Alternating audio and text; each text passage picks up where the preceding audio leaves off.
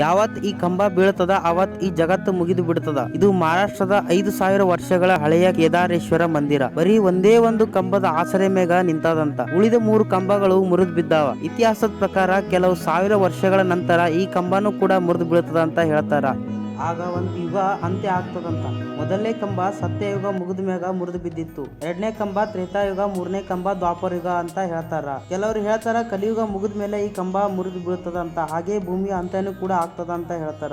ಮಳೆಗಾಲದಾಗ ಮಳೆ ಬಂದಾಗ ಶಿವಲಿಂಗ ತಂತಾನೆ ಮೇಲೆ ಹೇಳ್ತದಂತ. ಮತ್ತ ನೀರ್ ಕಮ್ಮಿ ಆದಾಗ ತಂತಾನೆ ತನ್ನ ಸ್ಥಾನಕ್ಕೆ ಬರ್ತದ. ಬೇಸಿಗೆಯಲ್ಲಿ ನೀರ ಬಿಸಿ ಇರ್ತದ ಹೊರಗ, ಆದ್ರ ಒಳಗಡ ತಣ್ಣಗಿರ್ತದಂತ. ಮತ್ತ ಚಳಿಗಾಲದಾಗ ಬೆಚ್ಚಗಿರ್ತದ. ವಿಜ್ಞಾನಿಗಳಿಗೆ ಈ ಮಂದಿರ ಇನ್ನೂ ಒಂದು ರಹಸ್ಯ ಆಗಿ ಉಳಿದದ. ಈ ಮಂದಿರ ಒಂದು ಕಂಬದ ಮ್ಯಾಗ ಹೆಂಗ್ ನಿಂತದಪ್ಪ ಅಂತ ಹೇಳಿ. ಫ್ರೆಂಡ್ಸ್, ನಿಮ್ಗೂ ಕೂಡ ಶಿವನ್ ಮೇಲೆ ಭಕ್ತಿ ಇತ್ತಪ್ಪ ಅಂತಂದ್ರ ಕಮೆಂಟ್ ನಾಗ ಹರ ಹರ್ ಮಹಾದೇವ್ ಅಂತ ಹೇಳಿ ಬರೀರಿ. ಮತ್ತೆ ಈ ಚಾನೆಲ್ ನ ಸಬ್ಸ್ಕ್ರೈಬ್ ಮಾಡ್ಕೊಳ್ರಿ. ಧನ್ಯವಾದಗಳು.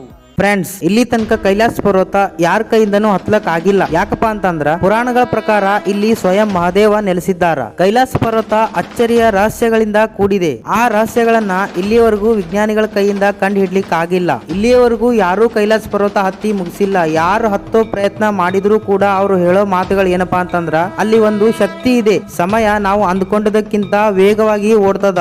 ನಮ್ಮ ಉಗುರುಗಳು ಮತ್ತ ಕೂದಲು ತುಂಬಾ ವೇಗವಾಗಿ ಬೆಳಿತಾವ. ನಮಗ ಏರೋವಾಗ ಯಾವ್ದೋ ಒಂದು ಶಕ್ತಿ ನಮ್ಮನ್ನ ತಡೆದು ನಿಂದ್ರಿಸ್ತದ, ನೀವು ಮುಂದೆ ಹೋಗ್ಬೇಡ್ರಿ ಅಂತ ಹೇಳಿ. ಪರ್ವತ ಹತ್ತುವಾಗ ಉಸಿರಾಟದ ತೊಂದರೆ ಮತ್ತ ಅವ್ರ ದಾರಿ ತಪ್ಪು ಹೋಗುವಂತ ಚಾನ್ಸಸ್ ಗಳು ಬಹಳ ಆಗಿದಾವ ಅಂತ ಹೇಳ್ತಾರ. ತುಂಬಾ ಜನ ಹೇಳಿಕೆಯ ಪ್ರಕಾರ ಕೈಲಾಸ ಪರ್ವತದಲ್ಲಿ ಡಮರುಗ ಮತ್ತ ಓಂ ಎನ್ನುವ ಶಬ್ದಗಳು ಕೇಳಿ ಬರ್ತದಂತ. ಯಾಕಪ್ಪ ಅಂತಂದ್ರ ಅಲ್ಲಿ ಭಗವಾನ್ ಶ್ರೀ ಶಿವನ ಸ್ಥಾನ ಇದೆ ಅಂತ ಎಲ್ಲರ ನಂಬಿಕೆ. ನೀವು ಕೂಡ ಶಿವನ ಭಕ್ತರಾಗಿದ್ರಿ ಅಂತಂದ್ರ ಕಮೆಂಟ್ ನಾಗ ಹರ ಹರ್ ಮಹಾದೇವ್ ಅಂತೇಳಿ ಕಮೆಂಟ್ ಮಾಡಿ ಮತ್ತು ಈ ಚಾನೆಲ್ ನ ಫಾಲೋ ಮಾಡಿ. ಧನ್ಯವಾದಗಳು.